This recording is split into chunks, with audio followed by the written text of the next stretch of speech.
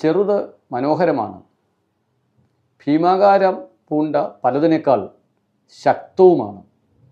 ശ്രീ ഇലിപ്പുക്കളം രവീന്ദ്രൻ എഴുതിയ ഗുരു കുന്നിറങ്ങുന്നു എന്ന പുസ്തകം വായിക്കുമ്പോൾ ചെറുതിൻ്റെ ഇത്ര പ്രഹരശേഷി നാം തിരിച്ചറിയുകയാണ്. ശ്രീ ഇലിപ്പുക്കളം രവീന്ദ്രൻ വളരെ പ്രശസ്തനായ ഒരു കഥാകൃത്താണ്. ഓണാട്ടുകരയുടെ സാഹിത്യ പാരമ്പര്യം മുഴുവൻ സ്വാംശീകരിച്ചിട്ടുള്ള അധ്യാപകനാണ് ശ്രീ ഇലിപ്പുക്കളം രവീന്ദ്രൻ.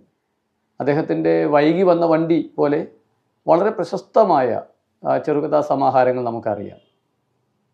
കേരളത്തിലെ പുരോഗമന സാഹിത്യ പ്രസ്ഥാനത്തിൻ്റെ നായകന്മാരിലൊരാളാണ് ശ്രീ ഇലിപ്പുക്കളം രവീന്ദ്രൻ സാർ.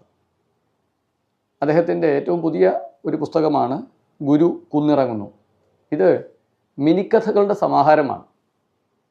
മിനിക്കഥകൾ എന്ന് പറയുമ്പോൾ അദ്ദേഹത്തിൻ്റെ ഇതപര്യന്തമുള്ള സാഹിത്യ പൊതുജീവിതത്തിൽ പുലർത്തിയിട്ടുള്ള എല്ലാ രാഷ്ട്രീയ ചിന്തയും സാമൂഹ്യ വിമർശനത്തിൻ്റെ ചിന്തയും എല്ലാം തന്നെ ഈ പുസ്തകത്തിലും നമുക്ക് കാണാൻ സാധിക്കും. കുറിക്കുകൊള്ളുന്ന കഥകൾ എന്ന് പറയാവുന്ന കഥകളാണിത്. ഉദാഹരണത്തിന് അദ്ദേഹം അധ്യാപകനാണെന്ന് ഞാൻ പറഞ്ഞല്ലോ. പെൻഷൻ എന്നൊരു കഥയുണ്ട്. 2 വരിയേ ഉള്ളൂ. പഠിപ്പിച്ച് കാലം കളഞ്ഞു, ഇനി അല്പം പഠിക്കണം. എത്ര അർത്ഥവത്തായ ഒന്നാണത്. പഠിപ്പിച്ച് കാലം കളഞ്ഞു, ഇനി അല്പം പഠിക്കണം. ഒരു കുഞ്ഞുണ്ണി കവിത പോലെ ഷാർപ്പായ പ്രഹരശേഷിയുള്ള നമ്മുടെ മസ്തിഷ്കത്തിലേക്ക്, ഹൃദയത്തിലേക്കല്ല മസ്തിഷ്കത്തിലേക്ക് തുളഞ്ഞു കയറുന്നൊരു ചിന്താശകലമാണ് അത്.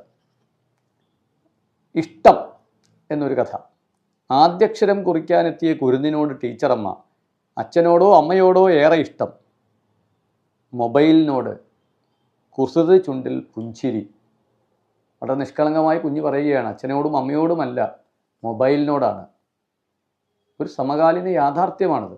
നമുക്ക് ഏത് വീടുകളിലേക്ക് നോക്കിയാലും.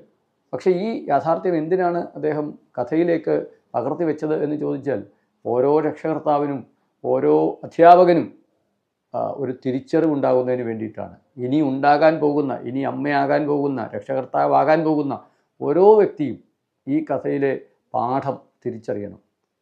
വളരെ ലളിതമാണ് ഭാഷ, വളരെ നേരത്തെ പറഞ്ഞതുപോലെ ശക്തമാണ് പ്രമേയം, സൂക്ഷ്മമായി ഓരോ ആശയവും അദ്ദേഹം അവതരിപ്പിച്ചിരിക്കുന്നു.